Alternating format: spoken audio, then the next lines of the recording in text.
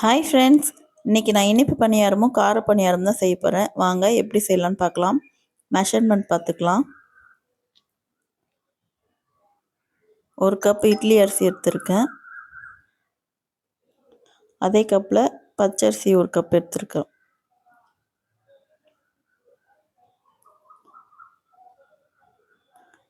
அரை கப் உளுந்து, ஒரு ஸ்பூன் வெந்தயம், தண்ணி ஊற்றி நல்லா ஒரு 3 வாட்டி அலசி எடுத்துக்கலாம்.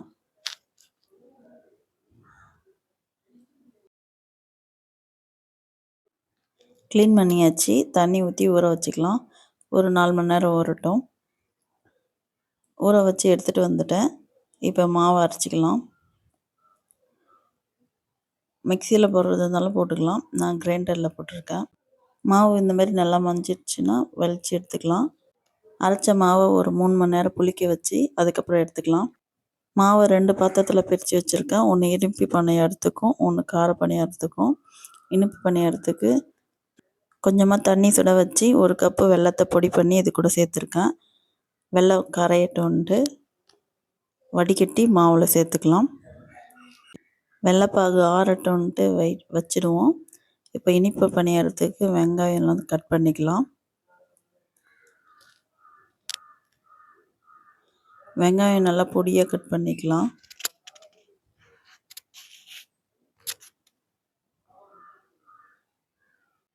ஒரு பச்சை மிளகா, கொஞ்சமாக ஒரு துண்டு இஞ்சி, கருவேப்பிலை, கொத்தமல்லி கட் பண்ணி வச்சுக்கிட்டேன். ஒரு வானலில் எண்ணெய் ஊற்றிக்கலாம். கடுகு ஒரு ஸ்பூன் சேர்த்துருக்கேன். கடலப்பருப்பு ஒரு ஸ்பூன் சேர்த்துருக்கேன். ஜீரகம் கொஞ்சமாக சேர்த்துக்கலாம். நல்லா வறுத்துக்கலாம்.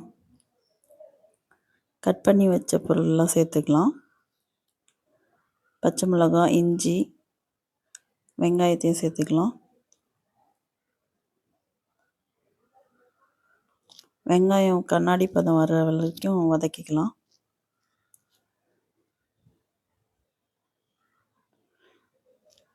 கருவேப்பிலையும் கொத்தமல்லியும் சேர்த்து லைட்டாக வதக்கி விட்டுட்டு நிறுத்திடலாம் அடுப்பை. மாவு உப்பு போட்டு கரைச்சி வச்சுருக்கேன். லைட்டாக தண்ணி சேர்த்துருக்கேன்.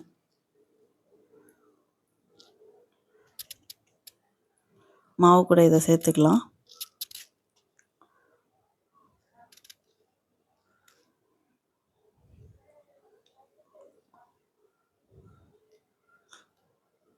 வதக்கி வச்சதை மாவு கூட சேர்த்து நல்லா மிக்ஸ் பண்ணி விட்டுக்கலாம்.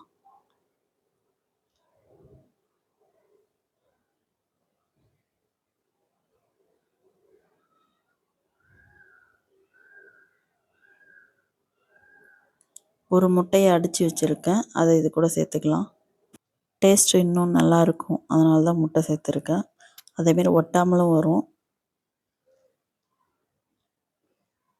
மிக்ஸ் பண்ணியாச்சு. குழி பணியார கல்லில் எண்ணெய் ஊற்றிக்கலாம். கொஞ்சம் தாராளமாக ஊற்றிக்கலாம், இல்லைன்னா ஒட்டும். அந்த குழியில் மாவை எடுத்து ஊற்றிட்டு மூடி போட்டு வேக விட்டுக்கலாம்.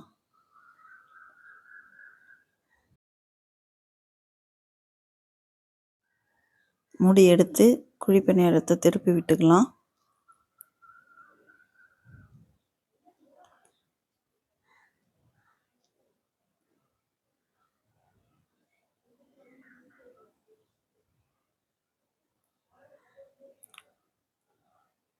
மறுபடியும் மூடி போட்டு வேக விட்டுடலாம்.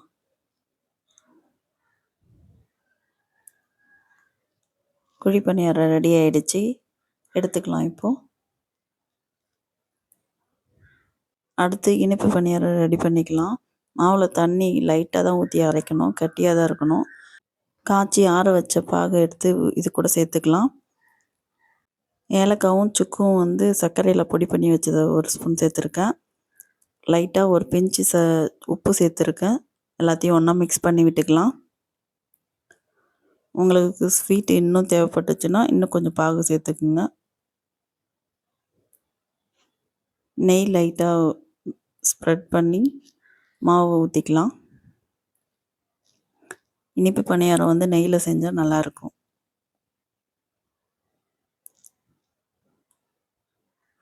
அதேமாதிரி எல்லா குழிலையும் ஊற்றி மூடி வச்சிடலாம்.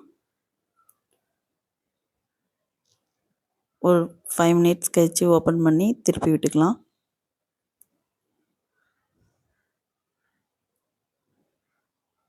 அதே போல் எல்லாத்தையும் திருப்பிடலாம். மறுபடியும் மூடி வேக விட்டுடலாம்.